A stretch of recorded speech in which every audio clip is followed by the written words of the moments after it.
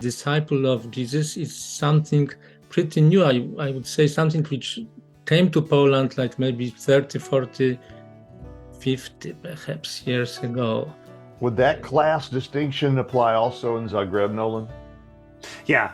So you're definitely swimming against an impression that it's called clericalism. The idea that the ministry is done by priests. So that's true for Catholics, and then I think even amongst Protestants, there's always this kind of shadow effect that also over the expectation that the pastor and when you're talking about churches of 20, 30 people, I mean these like evangelical pastors, they're doing everything.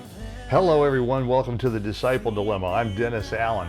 What's it like to be a disciple in the academies and the business arenas of Central Europe? That's the question we want to explore today. How's discipleship done? What are the challenges facing it?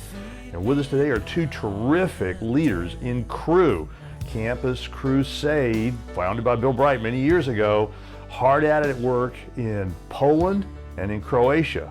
With us today is Andrzej Zabolotny, the Academic Ministry Director at Cru in Warsaw, Poland. Andrzej and his bride Ella joined Crusade in 1988. Andrzej has a master's in computer science from Poland's Jagiellonian University. Our other guest today, also highly credentialed, Nolan Sharp. Nolan has a Bachelor of Science and master's degree in electrical engineering from Stanford University, where he was a teaching fellow and a lecturer. Nolan has also worked with Hewlett-Packard in the engineering world, and now he has a Master of Divinity in Hebrew and Greek from Bethel University. Nolan and his bride Sandra are team leaders for Cru, locally known in the Croatian area as Focus. We are amped to have both of them with us today as we talk about discipleship in the academies and businesses of Central Europe. Nolan, why don't you tell us just a little bit about Focus in Zagreb and what it is you're trying to accomplish over there with Cru in Zagreb?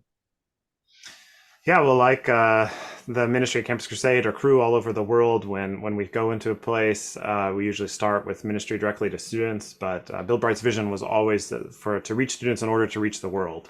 So as in the case of Poland and many of our other ministries, the Poland ministry is older than ours. But as you see people come and join and come on staff, and a lot of people age out of student ministry. That's not something a lot of people can do in their 30s and their 40s. And so you find yourself off with other opportunities. So from having initially staff with students, we have branched out and have a family ministry started about 20 years ago. We started working with younger professionals and alumni, athletes, and kind of branches out from there. So always with the goal to create movements of evangelism and discipleship in various, usually kind of concentrate on certain sectors of society where you can see movement kind of work.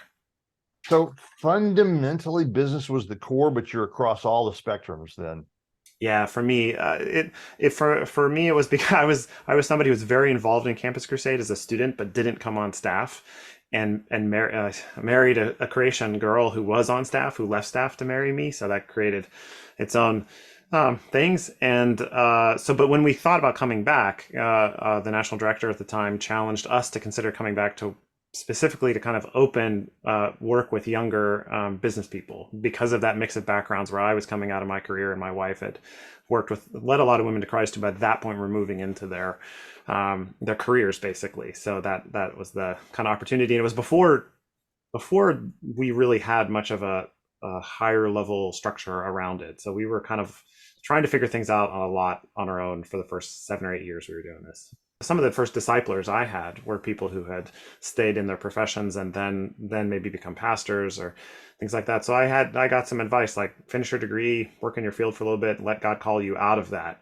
Andrzej, let's put you on the hot seat, as they say, for a minute. How about telling us about you and Ella and what you're trying to accomplish there in Warsaw? We want to accomplish something not only in Warsaw, but in the whole Poland. We have a team of 6 people, 3 ladies and 3 guys. One of us is a math professor, one a math teacher, one specialist in apologetics. The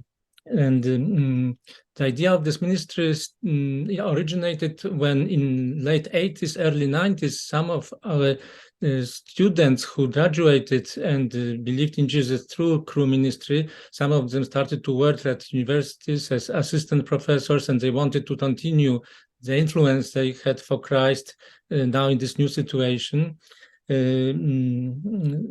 they look for ways how they may be witness of Jesus among their co-workers. Polish universities, it's difficult to work at university when you are a church or an openly Christian religious organization, not academic one. And we do many different things which professors do, but from a Christian perspective. So we organize scientific conferences, which we call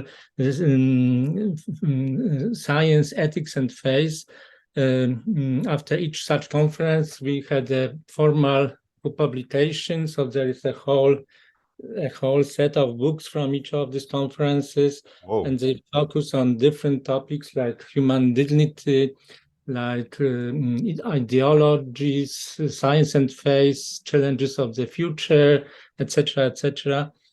We encourage our professors to publish papers in peer-reviewed journals from Christian perspective, but also we look for ways how the professors we work with, how we may help them in reaching people from outside of the universities, where they may share their scientific knowledge. So, for example, one of our professors is both a specialist in engineering and biblical science, which is not very typical connection, and he was involved in a ministry with people after deep marriage problems, divorced people with difficulties in their marriage.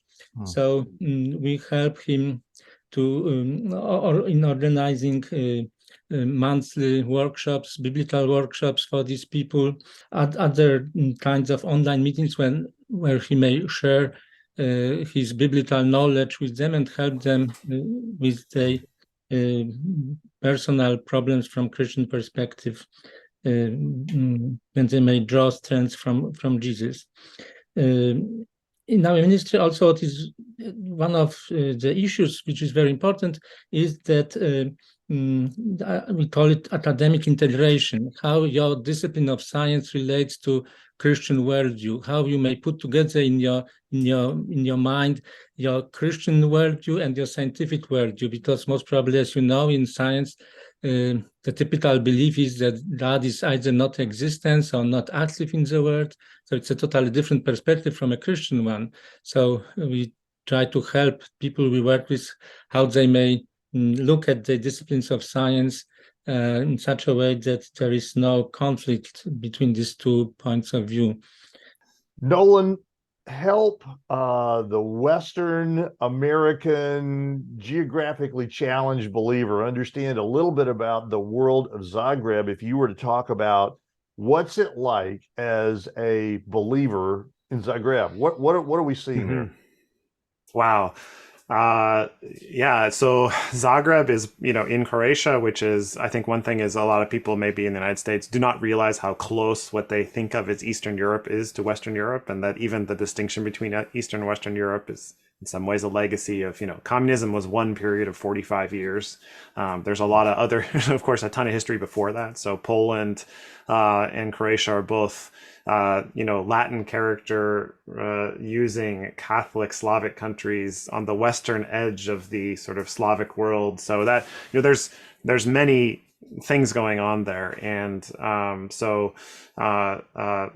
is a 4-hour drive from us. Vienna is a 4-hour drive. So I think that's one thing, is just even trying to position in your head kind of where you are when you go to a place like that.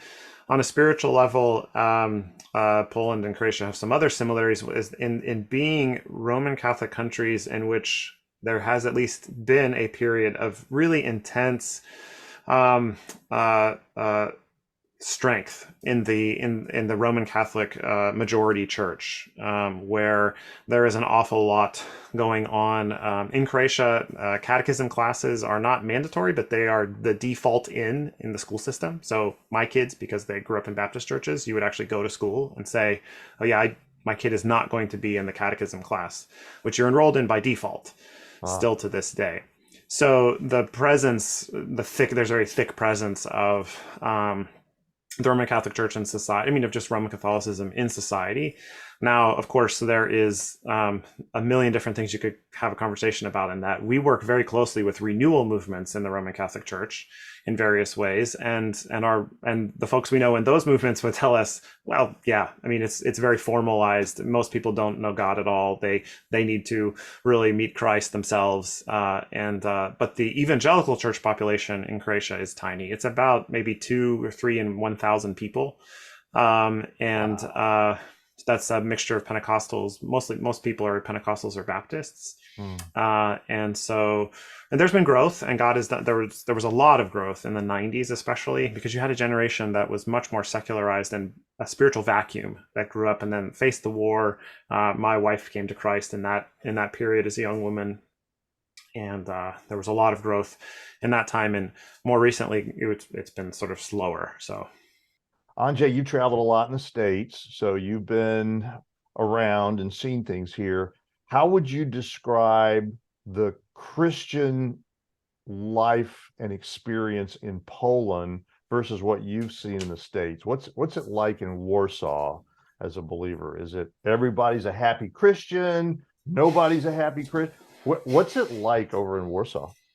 In the States, the churches are very active centers of all different kinds of activities. You have, of course, these typical Christian activities like worship service on Sunday, some meetings during the week, but also you have some activities for children, for young people, for babies, for mothers. You have a bookstore, you have a cafeteria. So it's kind of big. Usually there are big centers of social life as well. And here, because the Protestant churches are much smaller, often they have just 30, 40 members. Also, the difference is that in Poland, the level of biblical knowledge is rather low. And when you talk with a random person and you use the Bible, immediately they thinking is, oh, I guess you must be a Jehovah's Witness, because these are the people in Poland which at least publicly use the Bible most often, even if. Okay, you guys, here's the question I'm going to pitch. I'll throw it to Nolan first. It is, of course, Crew's got the perfect recipe and a machine process step by step to make disciples. How do you guys do discipleship in Crew? Nolan, falls to you. Okay, great. I was reflecting on this a little bit, and just how to put it. It made me thankful for the history that's there. Campus Crusade's kind of real original DNA had a lot to do with the idea of being extremely bold in evangelism, but a very strong common emphasis on evangelism and discipleship. If you were trained the way you're supposed to be trained in Campus Crusade, you immediately learned the Great Commission, Matthew 28, and you learned 2 Timothy 2:2. The things you've heard me say in the presence of many witnesses and trusted faithful men who will be able to teach others. So these were very core to the idea. And the kind of stories the ministry would love to tell, and a lot of us has experienced, was somebody shared the gospel with you, you prayed to receive Christ, and 3 weeks later, you're out doing the same thing. And you're sharing the 4 spiritual laws with somebody, and you said, like, yeah, I read this for the first time 3 weeks ago, and here I am. And so I think there's some elements in there that are still incredibly useful. I think it reflects a ministry that was on the ground, really doing the work, basing it out of its experience of literally thousands of full-time workers and tens and hundreds of thousands of people whose lives they were touching, of saying, hey, it's actually really important that we talk about this within a very short amount of time. So Campus Crusade, at least in the past, was famous for things like the 10 basic steps to Christian maturity, transferable concepts. And one of the ones I think really meant a lot in our ministry was just having 5 basic follow-up meetings with somebody that you do as soon as you can after somebody becomes a Christian. You talk about assurance of faith. You talk about what it means to forgive. The life of the role of the Holy Spirit, and one that became more challenging over time was, and that maybe reflects how culture has changed, is that we actually added a 5th one along the way, which was about relationships, and really actually ends up touching on sexuality. So that was something that I think there wasn't a sense that was needed maybe in the 60s or the 70s that came along later. Something that had to be addressed a lot more directly. So I think of there's many things out there we could talk about, but I think one of the real contributions of Campus Crusade was in the idea of basic evangelism, follow up, and discipleship. Friends, Andrzej, what should you add to that to help us flesh this out? So, for example, when I believed in Jesus, I joined such small group of disciples, and just after a few, like 2-3 weeks, he took me with him to a dorm, so that I first may look at him, how he shared the gospel using for spiritual laws. Then he encouraged me to share the gospel, and he had later some pieces of advice how to do it better. And so very quickly, I was not only on the receiving part of the discipleship process, but also on the passing to others end of this process. The discipleship flow looks like an introduction of a relationship, not simply like I'm going to tell you things and then you're just going to absorb things. There's a relationship building here to attempt to introduce somebody to the person and the work of Christ, so they can encounter who Christ is. I hear that. I hear the idea of this person then being able to evaluate who Christ is.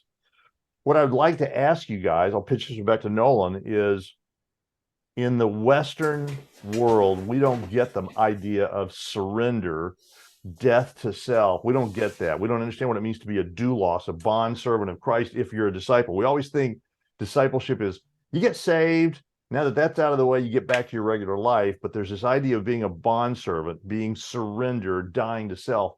How does Cru drive that kind of thinking into the mind of a disciple?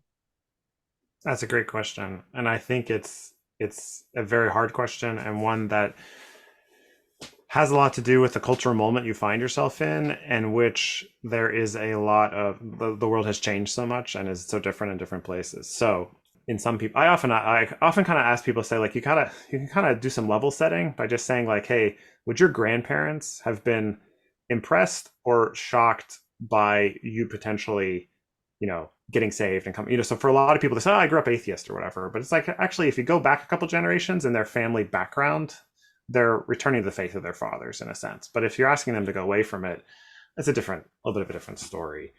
So I think the lordship thing in some situations is just blatantly obvious in when your interactions with people towards the beginning of their journey. In other situations, it's not, and that's why, like, when I alluded to this, there was a fifth follow-up added that talks about relationships, and that was often the end of certain relationships as well. As some people are completely excited about what you're talking about them, and you get to this fifth meeting where you say, hey, God actually cares about your relationships, and you open the door to this thing, and somebody's like, no, I live with my boyfriend, my girlfriend, and I see nothing wrong with it, and you've offended me, and that's it. So I think there's a commitment on our part by trying to say, hey, you should address these 4 or 5 things, that you end up usually hitting the lordship issue by having a list. It kind of helps you to check off on some stuff, and if you do it and you don't avoid any of those areas, you are probably going to hit on that. Like perhaps in the States there is more focus on the grace, not on the works. So, and it may cause some problems with relying too much on the grace side. In Polish, we have another problem, that the typical religious person, for him or her, it's something obvious that that for them you have to earn your salvation. That salvation is the reward for a good life. The problem is with understanding the grace, that you are saved by faith because of Jesus, what Jesus did on the cross, and because of his resurrection, and your sins are forgiven, and not because of what you do, but because of what he does, what he did. So the idea that your lifestyle should be different from a non-believer is something more or less obvious here. And it's not such a big problem. And even in the typical gospel method which Cru uses in Poland is the idea of the throne of your life. that there is a question, who is on the throne of your lives? And the one, is it you or is it Jesus? So the idea that Jesus should be on the throne of your life is communicated very straightforwardly at the very beginning of introducing people to Christ. So as I said, here it's more a problem that the works, its place, it's well understood in the whole of the Christian life. But also, on the other hand, there is a problem that, because also, as everywhere, I guess, people tend to choose from the moral expectations God may have from us, to choose some and reject some, and define our own set of what we want to follow and what we don't want to follow. So there is such problem as well. And also, more and more often you may hear the idea that everybody would be saved. So it's that salvation for anybody, no matter it's a Christian, it's an atheist. God is so merciful that he would finally somehow save everybody. So also this idea may convey the meaning that no, it doesn't matter how you live, you would be okay with that anyway. So you're saying that's sort of a universalism syndrome. Yeah. Mm-hmm. So, but the idea of being a disciple of Christ in a typical Polish religious environment does not function almost at all. It's because either in the typical Catholic situation, you're either a church member and then you are just involved in typical, you're more a recipient of the services of the church, and the church basically means your priest, your bishop. And so if you want to really follow Jesus, it means you have either to be a priest or a nun or a monk. So the idea of lay. We're talking with Andrzej Zabolotny from Campus Crusade, Crew, in Warsaw, Poland, and we're talking to Nolan Sharp, who's with Focus, another division of Campus Crusade in Zagreb, Croatia. When we come back, we're going to pick up the conversation on discipleship and the cultural momentum in Europe, specifically sexual identity, the challenges to discipleship, the digital world and its effect on disciples, isolation, meism, peer persecution, and the counsel these two guys have for leaders. Stick with us. When we come back, we'll get right into this subject. Thanks for listening. Disciple of Jesus is something pretty new. I would say something which came to Poland like maybe 30, 40, 50 perhaps years ago. Would that class distinction apply also in Zagreb, Nolan? Yeah. So it's you're definitely swimming against an impression that it's called clericalism. The idea that the ministry is done by priests. So that's true for Catholics, and then I think even amongst Protestants, there's always this kind of shadow effect that also over the expectation that the pastor when you're talking about churches of 20, 30 people, I mean these like evangelical pastors, I mean they're doing everything. And so there's, kind of, there's a ton of expectations on them to be the ones really, doing the ministry. So it's a combination of that. And then the other is just a certain disconnects. I mean, every culture has disconnects about where the Lordship of Christ is supposed to shine in our lives.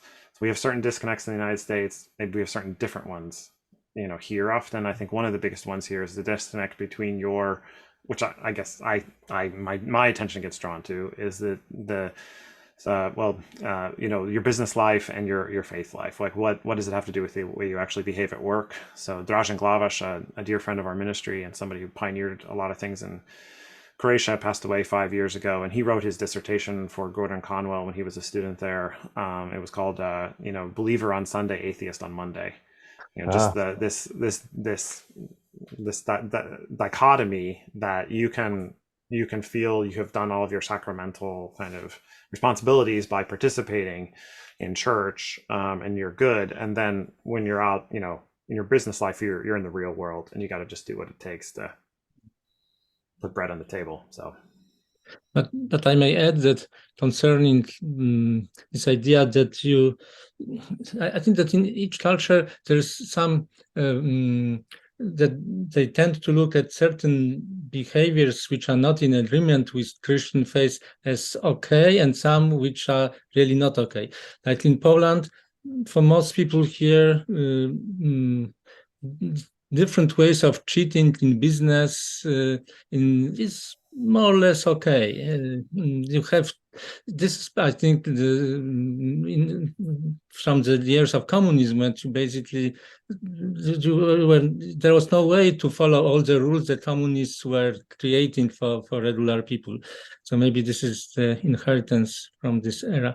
Well, but I noticed that, for example, in the States, the idea of divorce is pretty well accepted in the churches. While, for example, in Poland, it's still perceived as something very serious, which Christians really shouldn't do. So different sins are perceived differently in different countries, in different cultures, which of them are really serious and we should avoid them at any cost, and some, this is such, life is this way, you have to be realistic, etc. Yeah. For you guys to elaborate a little bit, you picked up on one of those a few minutes ago. Other challenges facing disciples in the communities you're working with right now, both the academic community and the professional business, sports, local communities. Sexual identity was one, so we may want to probe that, but I'm interested in what are the challenges that you find corroding, impeding, impairing the disciples or the people who are considering becoming disciples? One thing that's I have really wrestled with in my role as a local church elder has been what I've sometimes just called like the YouTube effect, which is that in discipleship, especially our churches, even our evangelical churches, they have their own culture, and it largely stems from a much quieter, slower pace of life that was found in smaller Croatian towns. Now we live in this urbanized life, and that threw a lot of things off, because then in discipleship and in raising your family and being a part of the church life, now you're driving your kids to activities that look more like the United States. You're kind of like, every day after work, I'm just running around from one thing to the next to get my kids to stuff, and then I'm tired, and then I'm done with the day. So that kind of came in. But one that I've noticed a lot recently has been that as the internet really not just was a thing, but it was constantly present in our lives, it is very challenging, I think, for pastors and churches to continue to form their people, because there's so much stuff out there available. And of course, you can come across one guy on YouTube or wherever that's articulate and is aggressive and is funny and is controversial and edgy, and I've seen this happen a number of times. Within a course of 2, 3, 4, 5 weeks, a young man who you're investing in your church, and he's in a process, and you're feeling good about how things go, you just find he's kind of more and more kind of withdrawn, a little bit grumpy or something, and then he starts sending you some videos, like this is it. Why don't we teach this in our church? Or why aren't we like this? Or why is this lacking with us? So this is kind of the digital deification of some oddball theologies that are exploding, and dragging people off. And maybe they're not even that oddball, but there's a difference between some pastor who you go, see that guy, he's got it, and my local pastor who is nowhere near as charismatic or whatever, but who knows me and actually speaks into my life and looks at me and calls me on my stuff. So we spoke to Tash Edwards last week from Australia on this same problem, and she's talking about how the younger generations are trying to digitize relationships. I think that's where you're really going with this, and it draws away from the real humanity that was intended in discipleship between one and another. Yeah. Andrzej, how about tossing something else out? What else do you see in the challenges there? I would say one challenge is that now people don't really meet each other. They don't spend time together. They're at their homes. They are with their laptops in front of them, or cell phones, or smartphones. They don't work, and there's no natural places for people to meet. And it's really very difficult to make people meet personally and have time for this. Also, Poland is definitely a poorer country than the States, so people have to work really hard if they want to provide decent level of material material life for their families, especially when they have children. So people are really busy here. And in this academic environment, one big thing also is that when you think about discipleship, these are people who are they think about themselves as teachers. They are the ones who know. They are the ones who figured it out. They are the ones who are smart or intelligent. So it's very difficult for them to accept the role of a disciple when they have to admit that they don't know this, they don't know that, and there is somebody from who may help them in knowing more about God, about Christian life. That typical scientific way of thinking is that the science provides all the answers. The science is the source of better future, of solving all the problems, and there is very little place for God in science. So. But in Poland, like in Croatia, you come from a sort of a basis of a very coffee-esque, social-esque community, right? There's been a lot of face-to-face already, and so the digital Bible reading you're talking about there, are you describing we already know each other face-to-face and now we're just following up on digital, or are you saying that this kind of conversation is beginning to distract us from the face-to-face community? Yeah. As I was thinking about as you were speaking, I think that I spoke more of some of the hard things, some of the downside of the technology, and maybe some of the challenges that come with working with people who've maybe come to Christ later in life or with adults. But there are upsides. So I think an upside is that so even if technology has its weaknesses, it is extremely good for professors to hear other professors who are following Christ talk about their challenges, because a lot of people never even realize there's a discipleship issue in some part of their profession, and until they hear someone else who lives in their same world say, I'm really struggling with not paying my taxes. Well, what do you mean you're struggling with not paying your taxes? I don't pay my taxes either. But like, well, you're supposed to be, so like these issues you very easily discard. If I were to tell you something, Dennis, about like, well, I think, oh boy, it's really unethical to me that fighter pilots, do this, that, or the other thing. Like, what do you care? Like what I think or whatever, right? Mm-hmm. Like, but somebody who is your own peer who would tell you something, well, that's a different issue. Mm-hmm. So it's very, very easy to blow people off when they don't know your field, right? Yeah. As we round the corner, I wanted to ask this question. In your Roman Catholic paradigms that crew is functioning in there in Croatia and in Poland, is sexual identity, sensuality, a challenge for disciples to talk through, walk through, or work through, or is it just suppressed underneath that culture? Nolan? Everything comes here eventually. So I heard about a young person going through gender dysphoria in Croatia for the first time. That was close enough to me. It was kind of somebody I knew, a friend of a friend, kind of a thing. I think a year and a half ago.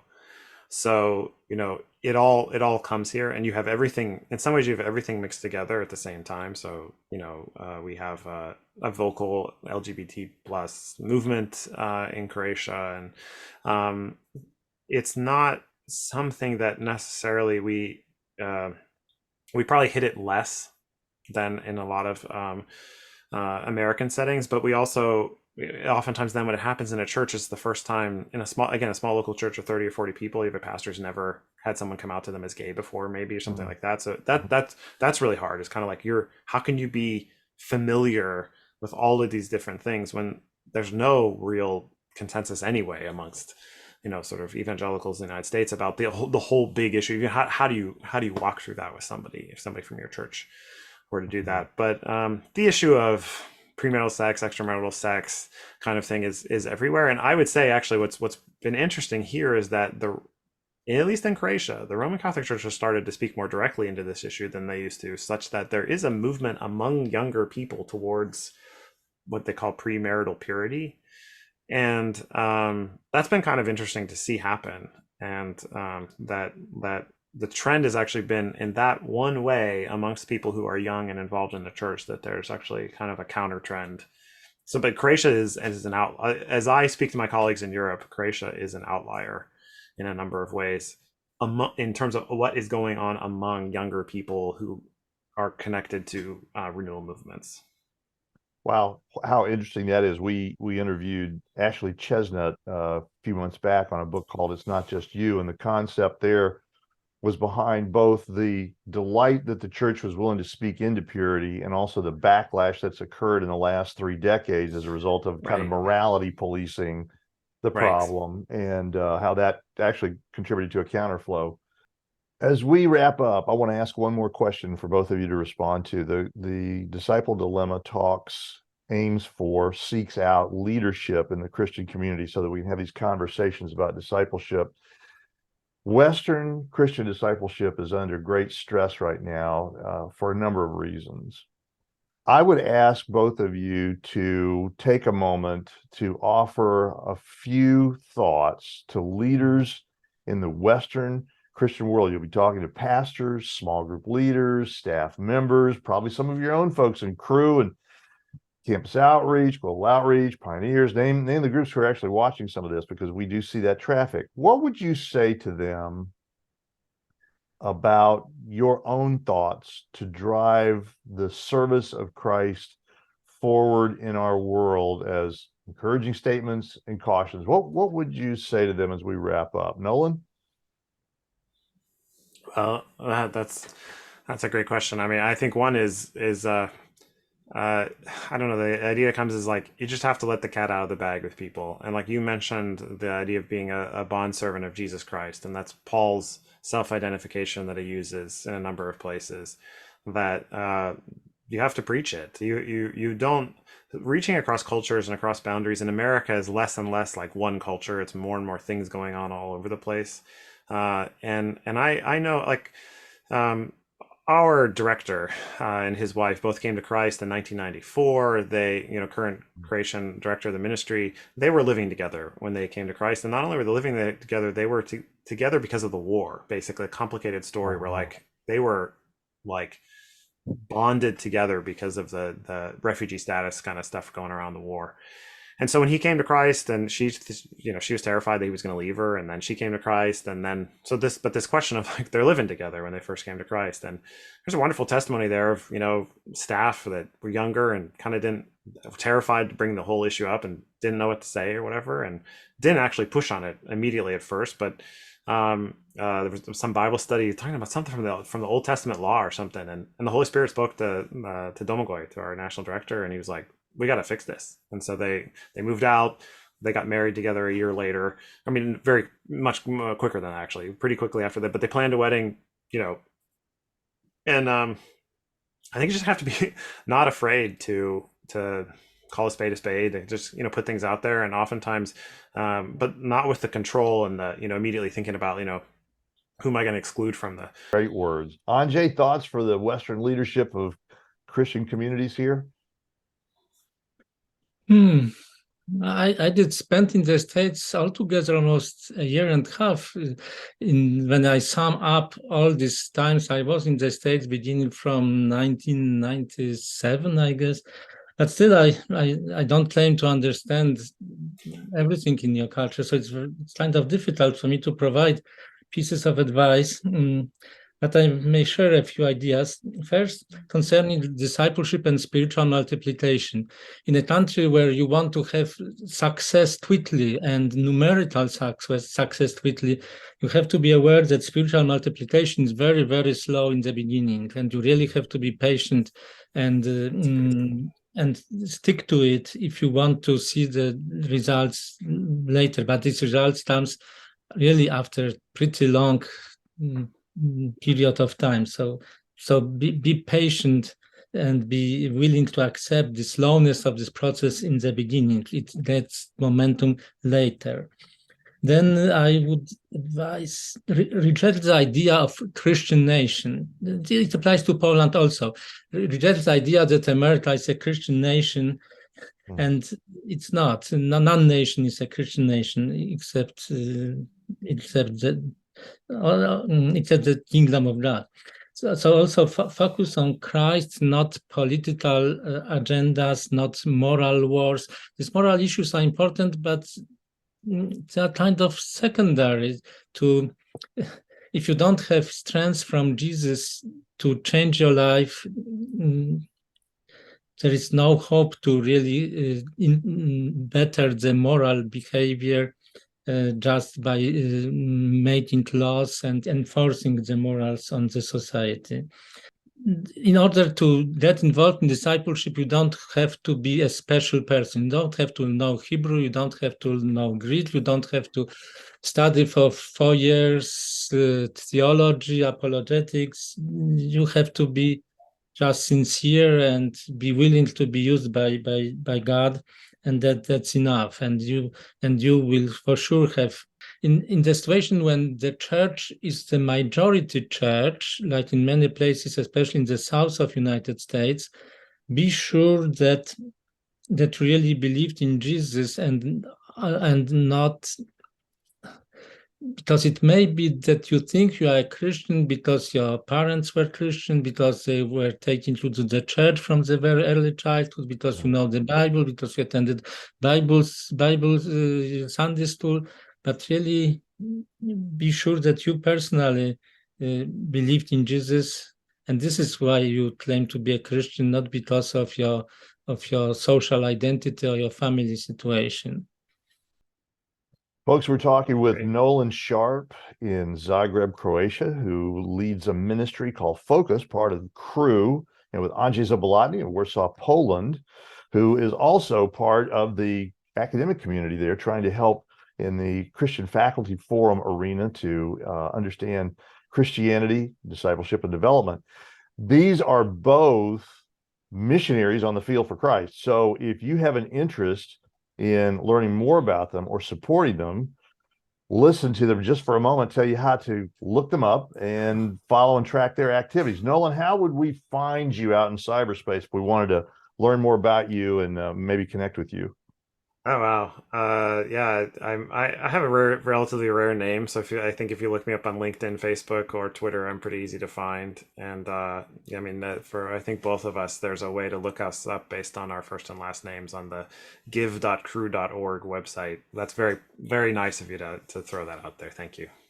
Yeah, and so for those of you on the RSS feeds who don't have the option of the video, Nolan, Nolan, Sharp, Sharp. Andrzej, so now we've got to try to get your rap sheet out of the cyberspace world. How do we find you? Basically the same way. Either you may, but with the difference that it's more difficult, because when you look at these letters which form my name and family name, they're more complex. But if you do it well, you will find me on different places in the internet and also on Give Crew as well. There is a way which you may find information about us and get involved in our ministry also through prayer and financial support. Also, you may call Dennis if you have access to Dennis's data, how to reach him. You may ask him to put us in touch with each other, and I will be glad to follow such communication. That was very clever, Andrzej, to toss that one into my plate. And folks, just for those of you on the RSS feeds, I'm going to spell Andrzej's name just so you get this. So I want you to think about the name Andrew, A-N-D-R. Now stop right there and put a Z-E-J on the end of it. That's Andrzej Zabolotny, Z-A-B-O-L-O-T-N-Y, Andrzej Zabolotny. So with that, we want to wrap this up and encourage all of you to take a look at this video, pass it along to friends. We think from the Disciple Dilemma that there's been a significant compromise in discipleship in the Western community against the biblical model Jesus gave us. We think that this hack needs to be looked at. It's a virus, it's ransomware, it's an evolution of the biblical model. There are some things that are great about the discipleship in the Western Christian world. There's some things that are not good, and we need to work on those. We've heard great thoughts today, both from Nolan and from Andrzej about this, and we're grateful for both of you being here. Nolan, thanks for joining us today. It's great to be right here. Andrzej, thank you for hanging with us today. Thank you, Dennis, for inviting me. And folks, thanks to all of you for listening to us today as we talk about academies and the businesses of Central Europe and what's it like to be a disciple. Thanks for listening.